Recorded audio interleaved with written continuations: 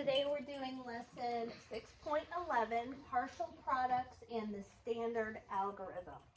We've already done the math warm-up and now we're going on to page 141.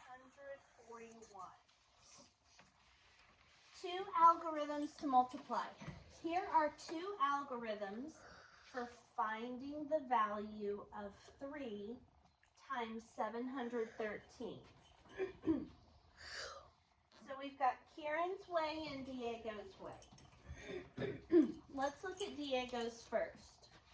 So Diego used one of the partial products methods that we learned yesterday. He started with 3 times 3 and got 9. And since it's partial products, what did I tell you guys would be the very first thing that you should do? Annabella? Uh-huh.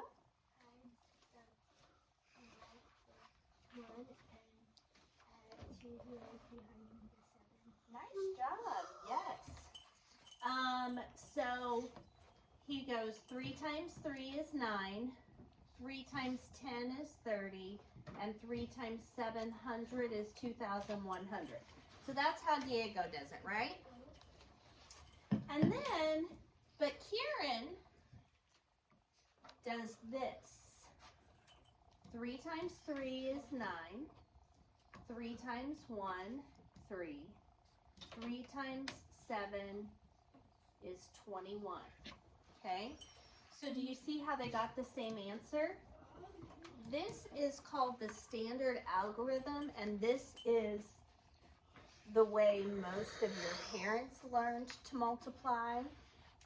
If they've ever shown you or worked with you, this is the way that they'll do it. That's the way I learned to do it. And we've just, illustrative math has just added a couple of strategies because believe it or not, Athena, sometimes the strategies that take longer, like the area model, will make more sense to students, okay? So, don't get caught up in thinking, you know, why didn't you just show us this easy one to begin with? Because all your brains are different, right? And you learn differently, and some strategies really make sense to others, while other strategies are more difficult, okay? And this is just a process. The area model shows you why it works, okay? Because like a multiplication table, you're finding how many boxes would be in that model. Okay. So we talked through A. And we are going to write down for B.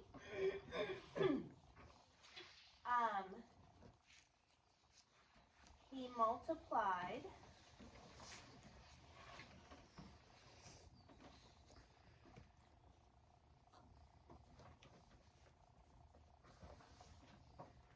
the ones times the ones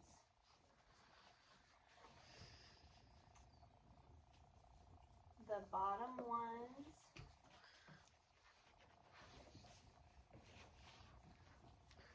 times top tens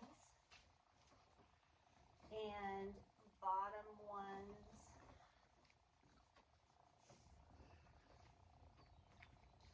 times top hundreds.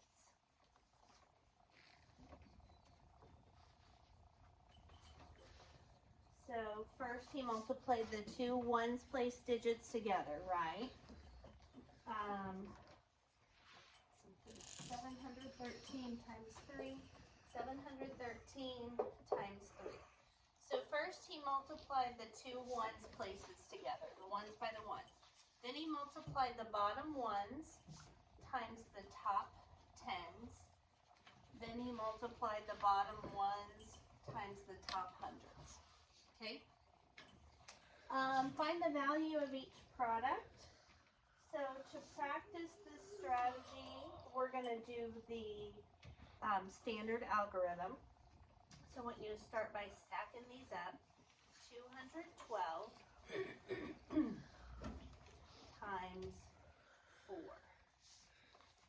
And you're not going to need a lot of room underneath because we're just going to, I'm going to give you guys a second to do that, and then I'm going to show something to you.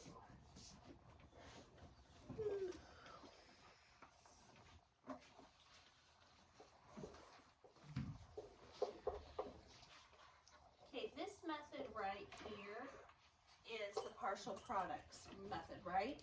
We get oh, and I forgot to tell you guys yesterday, you guys know the word partial?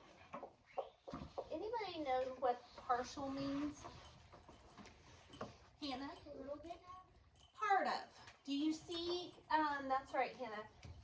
Do you guys see the word that I underlined? Part.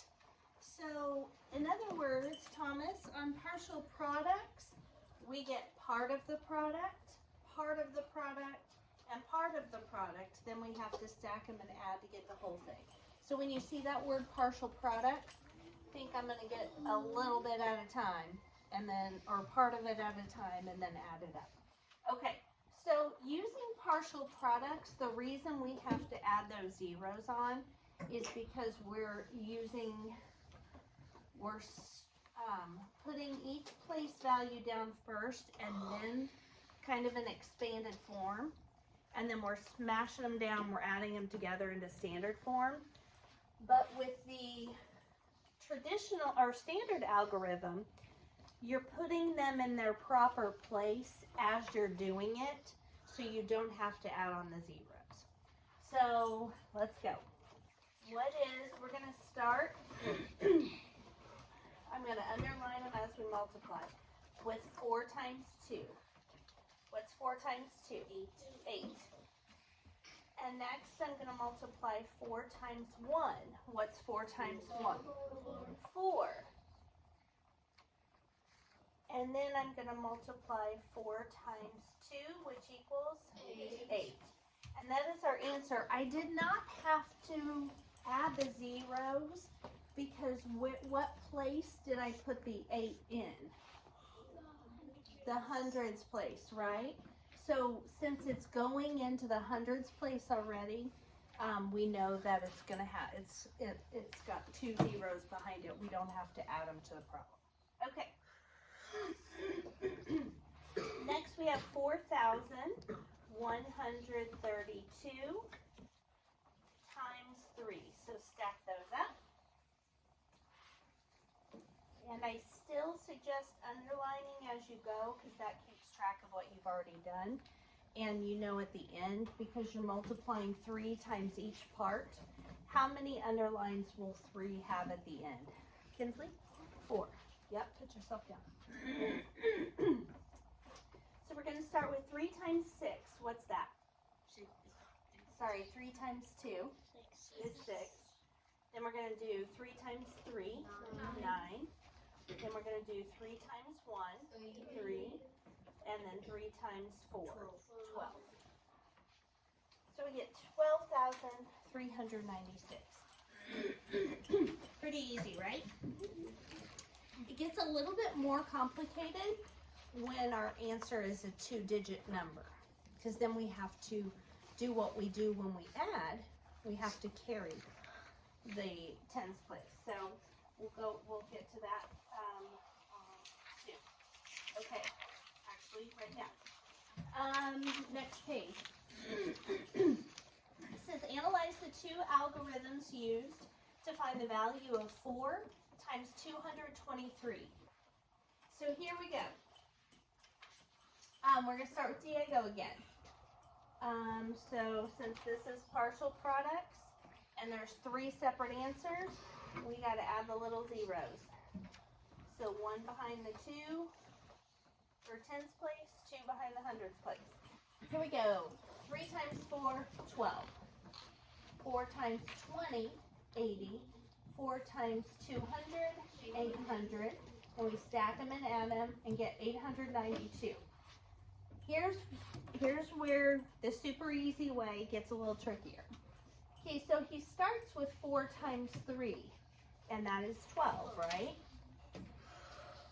which is a 2-digit number. You can't put 2 digits in a ones place. So you put down the 2, carry the 10, or carry the 1 to the tens place. Now you've got 4 times 2, which is 8, but we add 1 more from that. So your last step is to add. You do the multiplying just like you do without regrouping, and your last step is 2.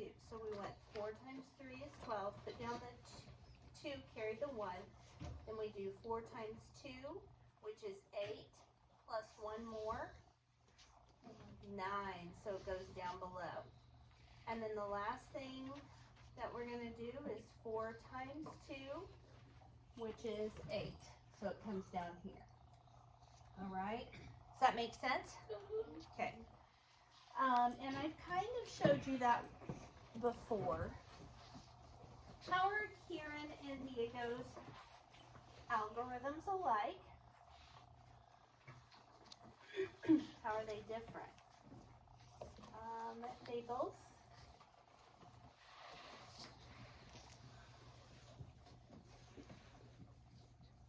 are multiplying.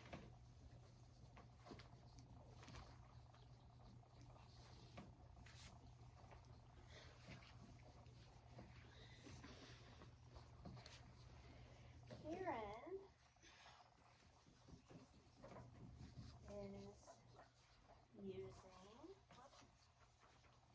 is using the standard algorithm.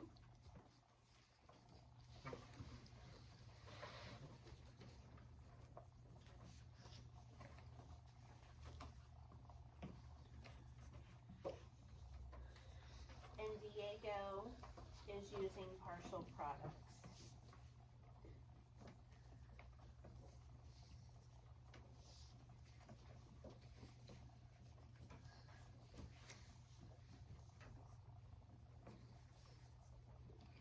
Okay.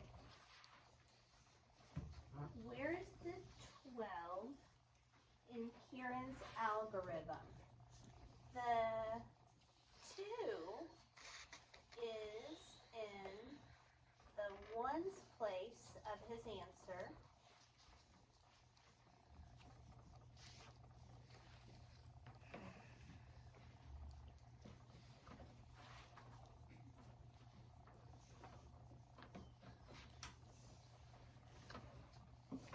And the 1 is carried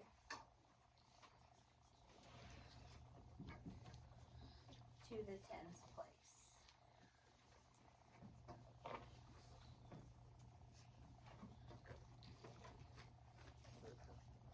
I guess above the tens place.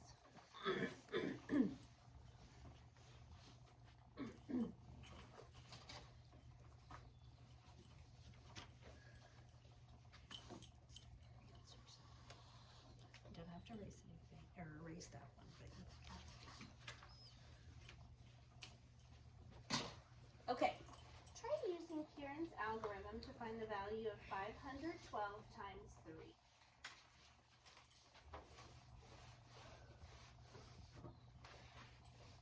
All right, I'm gonna have you guys help me with this. 512 times 3. Okay, what do we do first, Colt? 3 times 2. 3 times 2, and what's that equal? 6. 6, good. Okay, what do we do next? Ava? 3 times 1. 3 times 1, which equals? 3. 3. Okay, and what is our last step? Logan? 3 times 15. 3 times 5. Which equals? 15. There you go. And now, if we had another digit here, we would put down the 5 and carry the 1.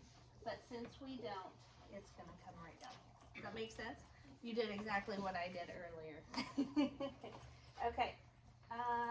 So 512 times 3 We're gonna go 3 times 2 is 6. 3 times 1 is 3. And 3 times 5 is 15. And then plug in your comma. Now they want us to check our work using a different method. I'm going to check it with the area model. Okay, so we'll put the 3 on the side, draw our rectangle that has 500, then 10, then 2, right? Okay, so the first box I'm going to multiply 3 times 500, then 3 times 10, then 3 times 2. And this would be 1,500, 30, and 6. And if we stack those up, we're going to get